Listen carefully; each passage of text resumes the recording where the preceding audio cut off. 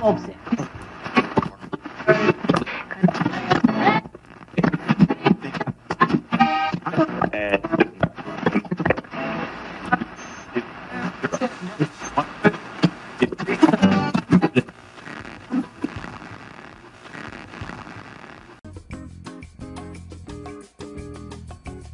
You're listening to the sound of Central Delaware, AM 530 WDDT radio. Coming up next is Mr. Moribund's Scary Little Christmas. Keep your dial tuned right here to WDDT, AM 530. We're what's on when there's nothing on.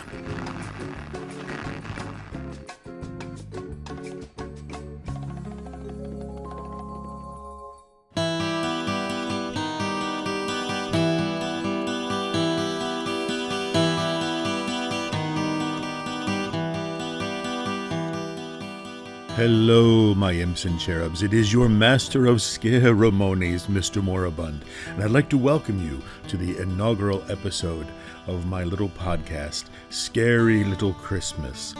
Several years ago, I was listening to some Christmas music, as I often do this time of year, and I was listening to a song called The Most Wonderful Time of the Year, and there's this great line in that song where they talk about scary ghost stories. And I started to think, that would be a really good idea to tell ghost stories at Christmas. Why don't we do that? And I did a little bit of research. I found a wonderful article on Smithsonian Magazine that's called Why Do We Tell Ghost Stories at Christmas? And it turns out that this was an actual Christmas tradition for hundreds of years. But in the 17th century, there was a great effort to purge culture of its decadent excesses, and that included Christmas. In fact, Christmas was actually illegal in the United States for a short period of time, which a lot of people are not aware of.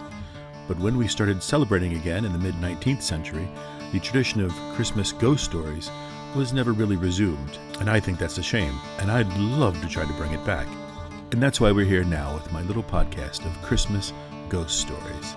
The story I'd like to kick off the series with is called Smee. It's by Alfred Burrage. It was published originally in 1931 in a book called S1E1, which is a fantastic title, isn't it? It involves a festive Christmas party in which an alternate game of hide and seek has some supernatural consequences. So if you will, pour yourself a Yule log, throw some eggnog on the fire, and enjoy Smee. Smee by A.M. Burrage. "No," said Jackson with a deprecatory smile. "I'm sorry. I don't want to upset your game. I shan't be doing that because you'll have plenty without me. But I'm not playing any games of hide-and-seek." It was Christmas Eve, and we were a party of 14 with just the proper leavening of youth. We had dined well. It was the season for childish games. We were all in the mood for playing them. All, that is, except Jackson. When somebody suggested hide-and-seek, there was rapturous and almost unanimous approval. His was the one dissentient voice. It was not like Jackson to spoil sport or refuse to do as others wanted. Somebody asked him if he were feeling seedy. "No," he answered. "I feel perfectly fit, thanks. But," he added with a smile which softened without retracting the flat refusal, "I'm not playing hide-and-seek." "Why not?" someone asked. He hesitated for a moment before replying. "I sometimes go and stay at a house where a girl was killed. She was playing hide-and-seek in the dark. She didn't know the house very well. There was a door that led to the servants' staircase. When she was chased, she thought the door led to a bedroom. She opened the door and jumped, and landed at the bottom of the stairs. She broke her neck, of course." We all looked serious. Mrs. Fernsley said, "How terrible! And were you there when it happened?" Jackson shook his head sadly. "No," he said, "but I was there when something else happened. Something worse." "What could be worse than that?" "This was," said Jackson. He hesitated for a moment. Then he said, "I wonder if any of you have ever played a game called Smee. It's much better than hide-and-seek. The name comes from It's Me, of course. Perhaps you'd like to play it instead of hide-and-seek. Let me tell you the rules of the game. Every player is given a sheet of paper. All the sheets except one are blank. On the last sheet of paper is written Smee. Nobody knows who Smee is except Smee himself or herself. You turn out the lights, and Smee goes quietly out of the room and hides. After a time, the others go off and search for Smee, but of course they don't know who they are looking for. When one player meets another, he challenges him by saying Smee. The other player answers Smee, and they continue searching. But the real Smee doesn't answer when someone challenges. The second player stays quietly beside him. Presently they will be discovered by a third player. He will challenge and receive no answer, and he will join the first two. This goes on until all the players are in the same place. The last one to find Smee has to pay a forfeit. It's a good, noisy, amusing game. In a big house, it often takes a long time for everyone to find Smee. Perhaps you'd like to try. I'll happily pay my forfeit, sit here by the fire while you play. It sounds a good game, I remarked. Have you played it too, Jackson? Yes, he answered. I played it in the house that I was telling you about. And she was there, the girl who broke...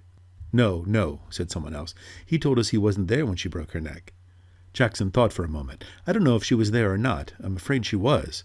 I know that there were 13 of us playing the game, and there were only 12 people in the house, and I didn't know the dead girl's name. When I heard that whispered name in the dark, it didn't worry me, but I tell you, I'm never going to play that kind of game again. It made me quite nervous for a long time. I prefer to pay my forfeit at once. We all stared at him. His words did not make sense at all. Tim Vouse was the kindest man in the world. He smiled at us all. This sounds like an interesting story, he said. Come on, Jackson. You can tell it to us instead of paying a forfeit. Very well, said Jackson. And here is his story. Have you met the Sangstons? They are cousins of mine, and they live in Surrey. 5 years ago they invited me to go and spend Christmas with them. It was an old house with lots of unnecessary passages and staircases. A stranger could get lost in it quite easily. Well, I went down for that Christmas. Violet Sangston promised me that I knew most of the other guests. Unfortunately, I couldn't get away from my job until Christmas Eve. All the other guests had arrived there the previous day. I was the last to arrive, and I was only just in time for dinner. I said hello to everyone I knew, and Violet Sangston introduced me to the people I didn't know. Then it was time to go in to dinner. That is perhaps why I didn't hear the name of a tall, dark-haired, handsome girl who I hadn't met before. Everyone was in rather a hurry, and I am always bad at catching people's names. She looked cold and clever. She didn't look at all friendly, but she looked interesting, and I wondered who she was. I didn't ask, because I was sure that someone would speak to her by name during the meal. Unluckily, however, I was a long way from her at table. I was sitting next to Mrs. Gorman, and as usual Mrs. Gorman was being very bright and amusing. Her conversation is always worth listening to, and I completely forgot to ask the name of the dark, proud girl. There were 12 of us, including the Sangstons themselves. We were all young, or trying to be young. Jack and Violet Sangston were the oldest, and their 17-year-old son Reggie was the youngest. It was Reggie who suggested Smee when the talk turned to games. He told us the rules of the game, just as I've described them to you. Jack Sangston warned us all. If you are going to play games in the dark, he said, please be careful of the back stairs on the first floor. A door leads to them, and I've often thought about taking the door off. In the dark, a stranger to the house could think they were walking into a room. A girl really did break her neck on those stairs. I asked how it happened. It was about 10 years ago, before we came here. There was a party, and they were playing hide-and-seek. The girl was looking for somewhere to hide. She heard somebody coming, and ran along the passage to get away. She opened the door, thinking it led to a bedroom. She planned to hide in there until the seeker had gone. Unfortunately, it was the door that led to the back stairs. She fell straight down to the bottom of the stairs. She was dead when they picked her up. We all promised to be careful. Mrs. Gorman even made a little joke about living to be 90.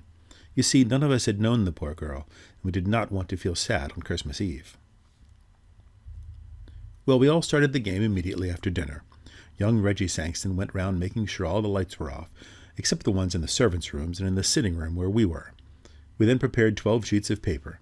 11 of them were blank, and one of them had Smee written on it. Reggie mixed them all up, then we each took one. The person who got the paper with Smee on it had to hide. I looked at mine and saw that it was blank. A moment later, all the electric lights went out. In the darkness, I heard someone moving very quietly to the door. After a minute, somebody blew a whistle, and we all rushed to the door. I had no idea who was Smee. For 5 or 10 minutes we were all rushing up and down passages and in and out of rooms, challenging each other and answering, Smee! Smee! After a while the noise died down, and I guessed that someone had found Smee. After a time I found a group of people all sitting on some narrow stairs. I challenged and received no answer, so Smee was there. I hurriedly joined the group. Presently 2 more players arrived. Each one was hurrying to avoid being last. Jack Sangston was last, and was given a forfeit. I think we're all here now, aren't we? He remarked. He lit a match, looked up at the staircase, and began to count. 9, 10, 11, 12, 13, he said, and then laughed. That's silly, there's one too many. The match went out. He lit another and began to count. He got as far as 12. Then he looked puzzled. "There are 13 people here," he said. "I haven't counted myself yet." "Oh, nonsense," I laughed. "You probably began with yourself, and now you want to count yourself twice." His son took out his electric torch. It gave a better light than the matches, and we all began to count. Of course, there were 12 of us. Jack laughed. "Well," he said, "I was sure I counted 13 twice." From halfway up the stairs, Violet Sangston spoke nervously. "I thought there was somebody sitting 2 steps above me. Have you moved, Captain Ransom?" The captain said that he hadn't, but I thought there was somebody sitting between Mrs. Sangston and me. Just for a moment there was an uncomfortable something in the air. A cold finger seemed to touch us all. For that moment we all felt that something odd and unpleasant had just happened, and was likely to happen again. Then we laughed at ourselves and at each other, and we felt normal again. There were only 12 of us, and that was that. Still laughing, we marched back to the sitting room to begin again. This time I was Smee. Violet Sangston found me while I was searching for a hiding place. That game didn't last long. Soon there were 12 people, and the game was over. Violet felt cold and wanted her jacket. Her husband went up to their bedroom to fetch it. As soon as he'd gone, Reggie touched me on the arm. He was looking pale and sick. "Quick," he whispered. "I've got to talk to you. Something horrible has happened." We went into the breakfast room. "What's the matter?" I asked. "I don't know. You were Smee last time, weren't you?" Well, of course I didn't know who Smee was. While Mother and the others ran to the west side of the house and found you, I went east. There's a deep closed cupboard in my bedroom. It looked like a good hiding place. I thought that perhaps Smee might be there. I opened the door in the dark and touched somebody's hand. "Smee?" I whispered. There was no answer. I thought I'd found Smee. Well, I don't understand it, but I suddenly had a strange, cold feeling. I can't describe it, but I felt that something was wrong. So I turned on my electric torch, and there was nobody there. Now, I am sure I touched a hand, and nobody could get out of the cupboard because I was standing in the doorway. What do you think? "You imagined that you touched a hand," I said. He gave a short laugh. "I knew you would say that," he said. "Of course I imagined it. That's the only explanation, isn't it?" I agreed with him. I could see that he still felt shaken. Together we returned to the sitting room for another game of Smee. The others were all ready and waiting to start again. Perhaps it was my imagination, although I'm almost sure that it was not, but I had a feeling that nobody was really enjoying the game anymore. But everyone was too polite to mention it. All the same, I had the feeling that something was wrong. All the fun had gone out of the game. Something deep inside me was trying to warn me. "Take care," it whispered. "Take care." There was some unnatural, unhealthy influence at work in the house. Why did I have this feeling? Because Jack Sangston had counted 13 people instead of 12? Because his son imagined he had touched someone's hand in the empty cupboard? I tried to laugh at myself, but I did not succeed. Well, we started again. While we were all chasing the unknown Smee, we were all as noisy as ever, but it seemed to me that most of us were just acting. We were no longer enjoying the game. At first I stayed with the others, but for several minutes no Smee was found. I left the main group and started searching on the first floor of the west side of the house, and there, while I was feeling my way along, I bumped into a pair of human knees. I put out my hand and touched a soft, heavy curtain. Then I knew where I was. There were tall, deep windows with window seats at the end of the passage. The curtains reached to the ground. Somebody was sitting on a corner of one of the window seats, behind a curtain. "Aha!" I thought. "I've caught Smee." So I pulled the curtain to one side and touched a woman's arm. It was a dark, moonless night outside. I couldn't see the woman sitting in the corner of the window seat. "Smee?" I whispered. There was no answer. When Smee is challenged, he or she does not answer. So I sat down beside her to wait for the others. Then I whispered, "What's your name?" And out of the darkness beside me the whisper came, "Brenda Ford." I did not know the name, but I guessed at once who she was. I knew every girl in the house by name except one, and that was the tall, pale, dark girl. So here she was sitting beside me on the window seat, shut in between a heavy curtain and a window. I was beginning to enjoy the game. I wondered if she was enjoying it too. I whispered one or two rather ordinary questions to her and received no answer. Smee is a game of silence. It is a rule of the game that Smee and the person or persons who have found Smee have to keep quiet. This, of course, makes it harder for the others to find them. But there was nobody else about. I wondered, therefore, why she was insisting on silence. I spoke again and got no answer. I began to feel a little annoyed. Perhaps she is one of those cold, clever girls who have a poor opinion of all men, I thought. She doesn't like me, and she is using the rules of the game as an excuse for not speaking. Well, if she doesn't like sitting here with me, I certainly don't want to sit with her. I turned away from her. I hope someone finds us soon, I thought. As I sat there, I realized that I disliked sitting beside this girl very much indeed. It was strange. The girl I had seen at dinner had seemed likable in a cold kind of way. I noticed her and wanted to know more about her. But now I felt really uncomfortable beside her. The feeling of something wrong, something unnatural, was growing. I remembered touching her arm, and I trembled with horror. I wanted to jump up and run away. I prayed that someone else would come along soon. Just then I heard light footsteps in the passage. Somebody on the other side of the curtain brushed against my knees. The curtain moved to one side, and a woman's hand touched my shoulder. "Smee?" whispered a voice that I recognized at once. It was Mrs. Gorman. Of course she received no answer. She came and sat down beside me, and at once I felt very much better. "It's Tony Jackson, isn't it?" she whispered. "Yes," I whispered back. "You're not Smee, are you?" "No, she's on my other side." She reached out across me. I heard her fingernails scratch a woman's silk dress. "Hello, Smee. How are you? Who are you? Oh, is it against the rules to talk? Never mind. Tony, we'll break the rules. Do you know, Tony, this game is beginning to annoy me a little. I hope they aren't going to play it all evening. I'd like to play a nice quiet game all together beside a warm fire." "Me too," I agreed. "Can't you suggest something to them? There's something rather unhealthy about this particular game. I'm sure I'm being very silly, but I can't get rid of the idea that we've got an extra player, somebody who ought not to be here at all." That was exactly how I felt, but I didn't say so. However, I felt very much better. Mrs. Gorman's arrival had chased away my fears. We sat talking. "I wonder when the others will find us," said Mrs. Gorman. After a time we heard the sound of feet and of young Reggie's voice shouting, "Hello, hello, is anybody there?" "Yes," I answered. "Is Mrs. Gorman with you?" "Yes." "What happened to you? You've both got forfeits. We've been waiting for you for hours." "But you haven't found Smee yet," I complained. "You haven't, you mean. I was Smee this time." "But Smee is here with us," I cried. "Yes," agreed Mrs. Gorman. The curtain was pulled back, and we sat looking into the eye of Reggie's electric torch. I looked at Mrs. Gorman, and then on my other side. Between me and the wall was an empty place on the window seat. I stood up at once. Then I sat down again. I was feeling very sick, and the world seemed to be going round and round. "There was somebody there," I insisted, "because I touched her." "So did I," said Mrs. Gorman in a trembling voice, "and I don't think anyone could leave this window seat without us knowing."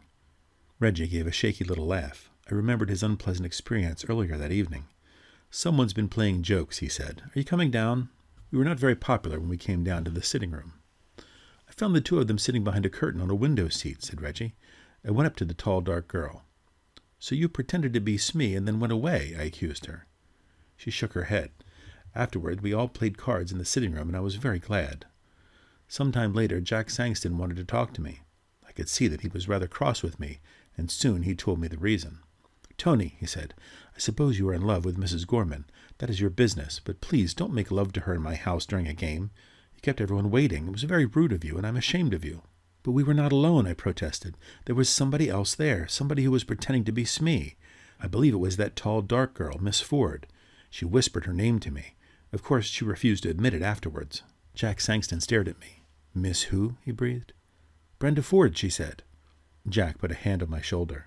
"Look here, Tony," he said. "I don't mind a joke, but enough is enough. We don't want to worry the ladies. Brenda Ford is the name of the girl who broke her neck on the stairs. She was playing hide-and-seek here 10 years ago."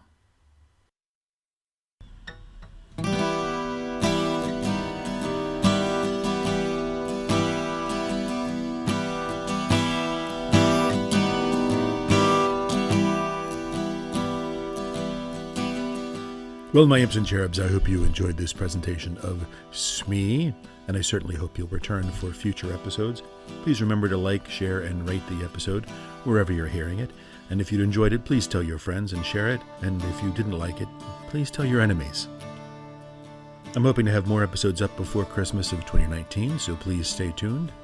If you'd like to support the podcast, you can do so at patreon.com/Mr. Moribund. You can also hit the tip jar at paypal.me/awkwardlabs or at coffee at ko-fi.com/awkwardlabs. That's how you can buy me a cup of coffee if you like. As always, you can visit mrmoribund.com, that's MRMORIBUND.com, for info about shows, upcoming events, merchandise, and you can also get links to the Facebook, Twitter, and Instagram accounts for Mr. Moribund's Theater of Terror. And if you're a local Delawarean, please come out to the shows. They happen in Milford, Delaware at the Riverfront Theater twice a year, and you can find out more information about that on the website. And I thank you all so much for listening. And whatever holiday you celebrate, Christmas or otherwise, I hope it's wonderful, magical, and even a little bit spooky. I'll see you next time. Until then, sleep well if you can.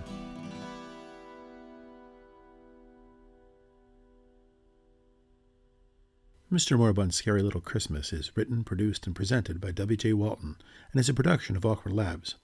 All characters appearing in this work are fictitious, and any resemblance to real persons, living, dead, or undead, is purely coincidental. All original material and music is copyright 2019, all rights reserved. For more information about Awkward Labs, visit www.awkward-labs.com. Pursue happiness. Follow your bliss.